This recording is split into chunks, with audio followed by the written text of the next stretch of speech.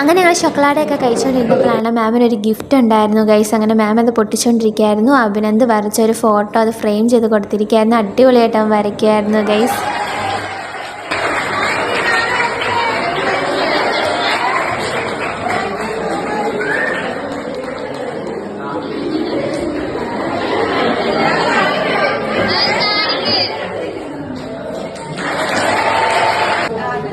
Actually ഈ sir വരുമെന്നോ അല്ലെങ്കിൽ ഇവിടെ വന്ന് നിങ്ങളെല്ലാരും കാണാൻ പറ്റുമെന്നോ ഒരിക്കലും ഞാൻ വിചാരിച്ചാലും ഒരിക്കലും ഒരു സാധാരണ ഫാമിലിയിൽ നിന്ന് വരുന്ന ഒരു കുട്ടിയാണ്. സാധാരണ ഒന്നും ഇല്ലാത്തടത്തുനിന്ന് വന്നാണ് ഈ നിൽക്കുന്നത്.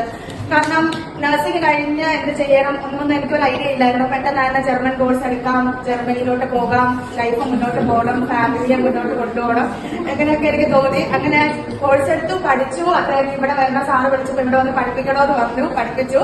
പക്ഷെ എനിക്ക് ഒരിക്കലും ഇത്രയും കുട്ടികളെ പഠിപ്പിക്കാൻ പറ്റുമെന്നോ ഇത്രയും കുട്ടികളുടെ സ്നേഹം എടുക്കാൻ പറ്റുമെന്ന് ഒരിക്കലും വിചാരിച്ചിട്ടില്ല. എനിക്ക് എന്താ പറയാ, എനിക്ക് നിങ്ങളെല്ലാം വിട്ടുപോകാൻ ഭയങ്കര സങ്കടമാണ്. ഭയങ്കര സങ്കടമാണ്. പക്ഷെ നമ്മുടെ ലൈഫിൽ എപ്പോഴും മുന്നോട്ട് പോകണം അല്ലേ?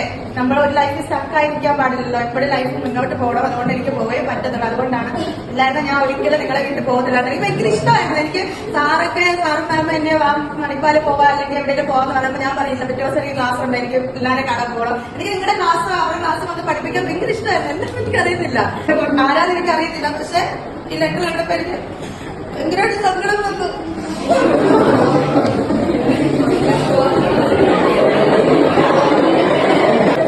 പോകുമ്പോ ജർമ്മനിക്ക് കൊണ്ടുപോകും. അവിടെ കൊണ്ടുപോയി അവരെ കാണിക്കും.